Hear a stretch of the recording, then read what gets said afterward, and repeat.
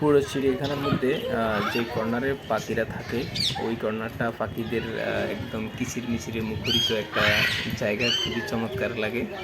তো সবার সাথে তো কথা বলা সম্ভব না, তো ভাবলাম একজনের সাথে একটু কথা বলি, তাদের দিনকাল কেমন যায় একটু খোঁজখবর নেই।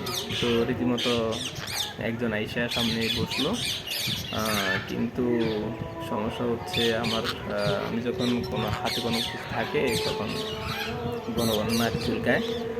তো তেমনি আমার ওই পাখিটার একই অবস্থা, আইসা বসছে, নাক চুলকানোর জন্য কথা বলতে পারতেছে না। যাই হোক, ওর তার মানে যতটুকু সম্ভব হয়েছে আর কি, চেষ্টা করছে কথা বলার জন্য। তো পাখিটা আসলে অনেক সুন্দর, কিউট আছে।